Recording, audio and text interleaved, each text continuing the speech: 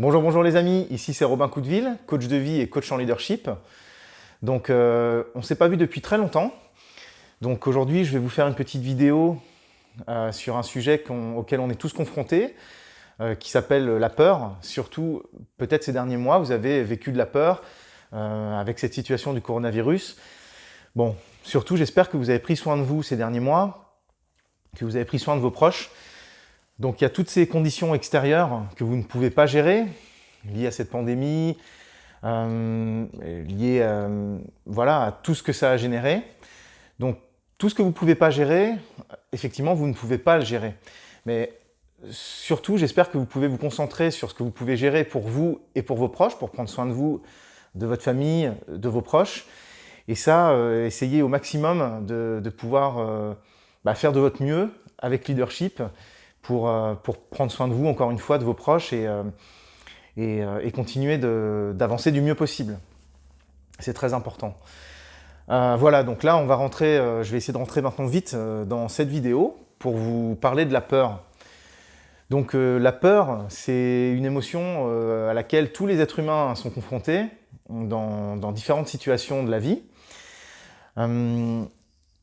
Et déjà, qu'est-ce que c'est que la peur? En fait, la peur, c'est quand vous savez que vous avez quelque chose qui va arriver bientôt, qui va vous arriver, ou alors que vous allez devoir faire une action bientôt.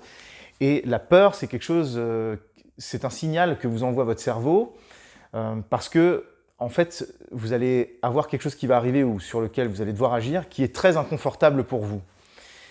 Et donc la peur, c'est un signal intéressant parce que ça veut dire en général que c'est quelque chose d'important et que vous allez devoir agir malgré la peur. Vous savez que vous allez devoir faire une action qui est importante pour vous, ça peut être dans différents secteurs de votre vie, ou alors que quelque chose va arriver et que vous allez devoir agir quand cette chose va arriver, réagir. Et c'est quelque chose d'important, qui a de l'importance pour vous. Et donc, ça va vous mettre dans une situation inconfortable, et c'est pour ça que vous avez peur. Donc, comment on fait pour surmonter cette peur? Comment on fait pour agir malgré la peur, si cette chose vous arrive ou si vous devez agir? Parce qu'effectivement, la peur, ça peut être quelque chose de plus ou moins fort en fonction des gens, en fonction de votre psychologie, en fonction de votre tempérament naturel. Et alors la peur, ça peut aller d'un simple souci, d'une simple préoccupation à une paralysie complète qui fait que vous avez beaucoup de mal à agir. Donc c'est une émotion négative qui peut être très très très paralysante. Donc comment on fait? Et tous les êtres humains sont confrontés à la peur, hein. Donc ne vous inquiétez pas, c'est un signal normal. Encore une petite explication sur la peur, c'est que parfois la peur, ça peut être quelque chose pour sauver votre vie. C'est un mécanisme ancré aussi dans vos gènes, dans votre cerveau, pour vous faire réagir en situation parfois de stress, de danger, pour sauver votre vie. Mais aujourd'hui, dans nos pays modernes, développés, si vous regardez cette vidéo, normalement, vous avez pas une vie qui est non plus hyper risquée au quotidien, à part faire un métier particulier. Mais bon, vous vivez dans un pays normalement développé où tout est à peu près sous contrôle, donc vous n'avez pas besoin d'échapper à la mort ou à des choses comme ça, à des situations vraiment qui mettent votre vie en danger. Pourtant, la peur de parler à son patron, parce qu'on a besoin de demander peut-être une augmentation, parler à son conjoint, sa conjointe d'un sujet important, donner une représentation sur scène si vous êtes peut-être chanteur, acteur, ou alors si vous êtes manager, parler à votre équipe, elle peut être paralysante, elle peut vraiment être très forte. Pourtant, il n'y a pas de vrai risque pour votre vie en fait. Donc il faut déjà en prendre conscience de ça, ça peut déjà vous aider, que ce n'est pas vraiment risqué, en fait, qu'il n'y a pas de gros risque à agir malgré la peur. Pourtant, elle est là, cette peur. Donc, il va falloir composer avec et réussir à la surmonter. Donc, c'est le sujet de cette vidéo. Comment on fait pour surmonter la peur, pour agir malgré sa peur, pour faire ce qu'on a à faire. Donc, je regarde en même temps mes notes. Voilà, donc ce que je voulais vous dire dans cette vidéo, qui j'espère va pouvoir vous aider, il y a deux clés principales pour surmonter la peur. La clé principale pour surmonter la peur, c'est quand vous savez que cette chose va arriver, que vous allez devoir agir, eh ben, vous allez pouvoir vous préparer à cette situation. Plus vous allez être préparé, plus vous allez pouvoir réduire l'écart qu'il y a entre la peur et l'action. En fait, si vous avez très peur, c'est parce qu'il y a un grand nombre de facteurs que vous ne déterminez pas, qui ne sont pas en votre pouvoir. Si vous devez aller parler, par exemple, à votre patron d'un sujet sensible, parce que vous avez un problème au boulot ou parce que vous voulez demander une augmentation, ou si vous devez parler à votre conjoint ou votre conjointe de quelque chose qui vous tient à cœur, il y a plein de paramètres que vous ne détenez pas. Et si vous vous préparez à la situation, vous allez pouvoir réduire le nombre d'incertitudes et donc vous allez pouvoir réduire la peur. Si elle ne réduit pas, on va voir la clé numéro 2. Mais donc cette clé numéro 1, c'est la préparation. Clé numéro 1, la préparation à la situation, à l'action que vous allez devoir faire. Donc, pour vous préparer à agir, reprenons l'exemple, par exemple, si vous devez aller parler à votre patron d'un sujet sensible, par exemple, vous voulez demander une augmentation à votre patron, vous allez pouvoir préparer votre pitch, préparer vos arguments, préparer tous les points positifs que vous allez avancer pour justifier que vous méritez cette augmentation. Vous êtes peut-être là depuis très longtemps dans la boîte, vous faites du bon travail, vous êtes un collaborateur précieux. Vous pouvez appuyer sur différents leviers pour essayer de convaincre votre patron. C'est la même chose si vous avez par exemple une compétition sportive ou si vous devez passer sur scène, si vous êtes un artiste ou un sportif, plus vous allez vous préparer, plus vous allez vous entraîner. Donc c'est vraiment cette idée d'entraînement, plus vous allez réduire la peur, l'incertitude que vous n'allez pas y arriver, plus vous allez avoir des éléments de certitude. Donc vous pouvez vous préparer physiquement, même si c'est pour une situation, par exemple, de demande de discussion avec votre patron, avec vos équipes, vous pouvez vous préparer physiquement. Plus vous serez en forme physique, plus vous aurez de facilité aussi d'ailleurs sur le moment à trouver des ressources. Si vous êtes bien reposé, si vous avez une bonne forme physique, si vous êtes en bonne forme parce que vous faites régulièrement des activités physiques pour entretenir votre corps, si vous mangez bien, etc., vous serez plus capable aussi physiquement de réagir dans l'instant. Bon, si vous êtes sportif ou chanteur et que vous vous produisez sur scène, évidemment que l'aspect physique, c'est primordial. Ensuite, vous travaillez donc le pitch, ce que vous avez à dire. Plus vous allez le travailler, plus vous allez le répéter.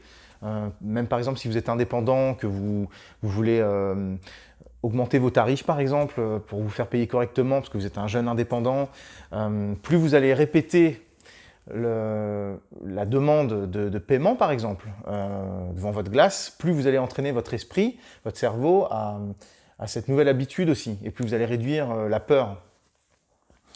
Et alors, ce qui est très important aussi pour surmonter la peur, c'est de travailler l'émotionnel. Donc là aussi, c'est de la préparation, c'est de l'entraînement. Travailler votre capacité émotionnelle, donc la gestion émotionnelle de votre esprit. Donc vous pouvez activer la certitude que tout va bien aller, que justement, comme je l'expliquais au début de cette vidéo, que rien n'est si grave. Si vous allez demander une augmentation à votre patron, si vous faites une prestation sur scène ou une compétition sportive, et même si vous échouez, c'est pas si grave en fait, vous risquez pas votre vie. Donc ça vous aura donné de l'information, ça sera une expérience, vous pourrez réutiliser ce que vous avez appris pour essayer à nouveau de faire une nouvelle tentative. C'est comme ça d'ailleurs que les grands champions sportifs ils font. Hein. Au début, avant de savoir, ou même vous, avant de savoir courir, vous avez dû apprendre à marcher par exemple. Donc avant de savoir courir une certaine distance en moins de 10 secondes, au début ça va peut-être être 30 secondes et vous allez augmenter vos capacités, vos performances, vos capacités sportives, votre alimentation, etc. jusqu'à bien réussir. C'est pareil pour un orateur, pour parler à vos équipes, ou tout simplement aussi pour parler à votre conjoint, votre conjointe. Hein. Plus on le fait, plus on s'entraîne, et plus on active la gestion émotionnelle et l'entraînement aussi, et plus ça fonctionne. Donc la gestion émotionnelle, elle est très importante parce que c'est ça qui vous bloque. La peur, c'est une émotion négative. Donc aussi, travailler la gestion émotionnelle, activer la confiance, la certitude que tout ira bien, que ce n'est pas grave, que vous pouvez aussi échouer, mais que, au bout du compte, si vous essayez plein de fois, vous allez forcément finir par y arriver. Activer cette croyance, ça va vous aider. Donc la gestion émotionnelle, c'est très important. La psychologie, c'est finalement ce qui va peut-être être le plus important, même pour vous autoriser, par exemple, à travailler votre pitch et à travailler aussi votre physique. Encore une fois, si vous êtes en capacité émotionnelle de vous dire « oui, je sais que je peux échouer, je sais que je peux réussir, mais je sais que je peux échouer, et si j'échoue, ce ne sera pas grave, et je vais recommencer, refaire une tentative ». En fait, ça, c'est la psychologie qui va vous permettre même d'accepter de travailler pour pouvoir passer à l'action. Donc ça, c'était la clé numéro 1, c'est la préparation. Clé numéro 1, la préparation.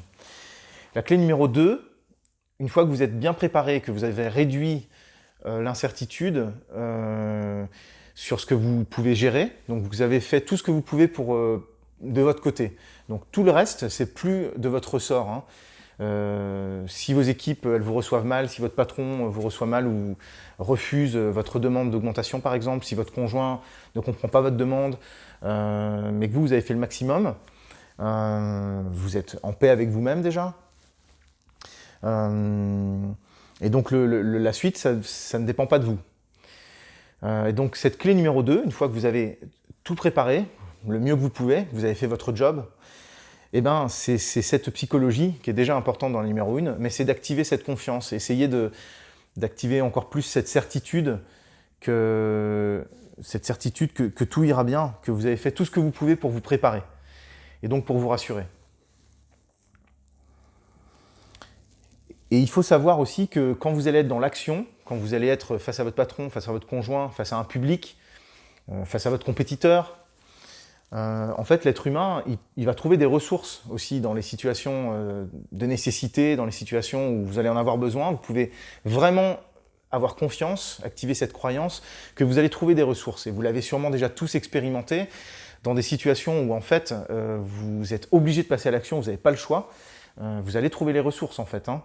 En fait, la peur, c'est aussi une émotion négative quand on a le temps de réfléchir en avance, etc. Mais quand vous êtes confronté à une action pour laquelle vous devez agir tout de suite, en fait, souvent, vous allez trouver des ressources pour agir. Donc, des ressources psychologiques, physiques. Donc, peut-être elles vont être imparfaites, mais vous allez trouver des ressources. Donc, activez aussi cette seconde clé qui est la confiance que tout ira bien, ou que même si ça ne va pas, vous allez pouvoir trouver des ressources dans l'instant, pour résoudre la situation et finalement agir et avancer sur cette chose qui est importante pour vous. Voilà les amis, bon, j'espère que c'était clair pour vous, j'espère que ça va vous aider. N'hésitez pas à me poser des questions en commentaire, aussi à me dire si vous avez déjà ressenti des peurs dans votre vie et si vous avez réussi malgré tout à passer à l'action et quelles sont vos astuces, quels sont vos outils, vos clés que vous utilisez. Ça peut faire progresser tout le monde. Et ça m'intéresse de les connaître. Si vous avez aimé la vidéo, mettez un pouce en l'air, ça va me motiver aussi à en faire d'autres. Je vois que vous avez apprécié et ça va me motiver à en faire d'autres aussi, à mieux vous servir. Et puis surtout, prenez soin de vous, prenez soin de vos proches et je vous dis à la prochaine. Ciao, ciao!